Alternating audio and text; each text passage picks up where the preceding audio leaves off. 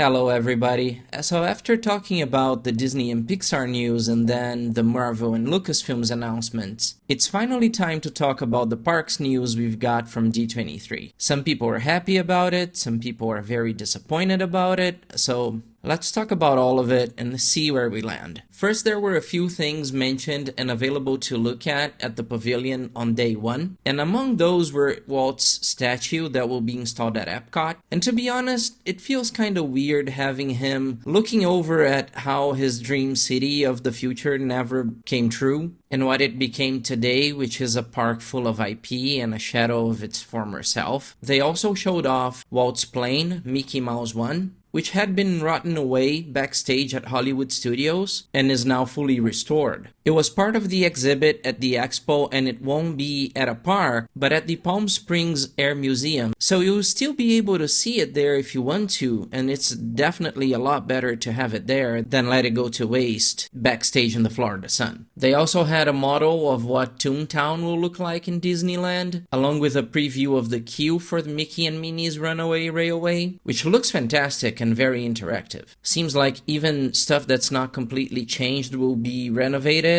and the whole place will look amazing. There was also an updated look into the Splash Mountain transformation into Tiana's Bayou Adventure, which is set to open late 2024. The model, which is also a Disneyland model by the way, not a Magic Kingdom model, shows the structure is very much the same as it is today, but with theming and foliage more akin to Louisiana. But interestingly, and the thing that people have been commenting a lot about and pointing at as a possible sign of budget cuts, is how different this model looks compared to the concept art that we've seen previously, with Mama Odie's treehouse and the shipwreck missing from the model. Personally, I think it could be budget cuts, but it could also be the fact that not everything in an original concept makes into the final version. It could be structural difficulties adding such a big piece at the top. Could be a lot of things. We didn't get a lot of details about what's gonna happen inside the ride, but if they do what is promised in terms of updating and adding more animatronics inside, then I'm cool with all of it.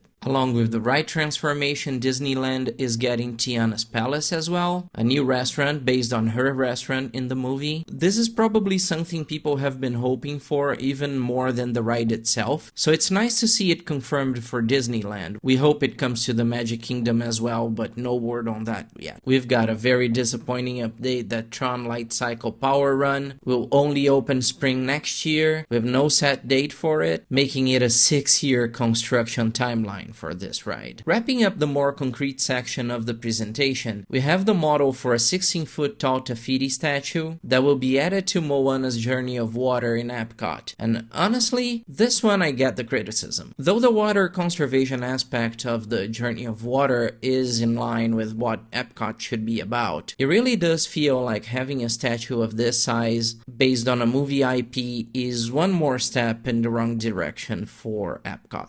On the other hand though, in the meet and greet segment, we've got a step in the right direction, with the announcement that Figment is coming back as a meet and greet character, which left all of us hopeful that this may be a sign that an update to the Imagination Pavilion is being planned and that it will be done right. Speaking of meet and greets, we've got a first look at the Mandalorian and Grogu coming to Galaxy's Edge in Disneyland in November. Mando's costume looks top-notch and Grogu's animatronic seems very lifelike. And we had a first look at Hulk coming to the Avengers campus for a limited time in October. The demo for Hulk was very impressive, and it seems like the first iteration of Project EXO coming to the parks, but still very much in testing, thus the limited time nature of this meet and greet. It seems like they're still working some things out. Happily Ever After is replacing Enchantment, and Epcot Forever will temporarily replace Harmonious until they come out with a new nighttime show for Epcot. This got a huge applause, and it seems like an acknowledgement from Disney that these shows did not get the reception that they were hoping for. The Multiverse is coming to Avengers Campus in California, leading credit to a report that Disney executives were not happy with Avengers Campus as it debuted, and it seems like this expansion would be a quick reaction to it. There were no details on the ride system itself, but the ride is supposed to let guests join the Avengers as they fight King Thanos, a version of Thanos from the multiverse that won, and this Avengers team is said to feature formations containing any Marvel hero from any timeline or parallel reality in the multiverse. It also seems like the previously announced Quinjet ride is dead, and that this multiverse ride will not use that exact same ride system. So the Quinjet ride was supposed to feature an all-new ride system that would start with a group flight aboard the Quinjet, and then the ride would transform into an individual flight movement system in something like a jetpack. But now it seems like Imagineers have not been able to get the ride system to meet the required stability and capacity, with Josh D'Amaro mentioning that Imagineers went back to the drawing board with this multiverse ride. On the international front, for Paris they announced a new Tangled attraction for the gardens that will be on the way up to the new Frozen Land, and that Frozen Land, according to them, is still on track. But no news yet on what will happen with the area that was initially supposed to be the Star Wars land. At Tokyo, there's a big overhaul of Tomorrowland coming, with a new gorgeous looking Space Mountain that will start construction in 2024 and open in 2027. There's also a Frozen Land coming to Disney Sea as well, as part of their Fantasy Springs expansion.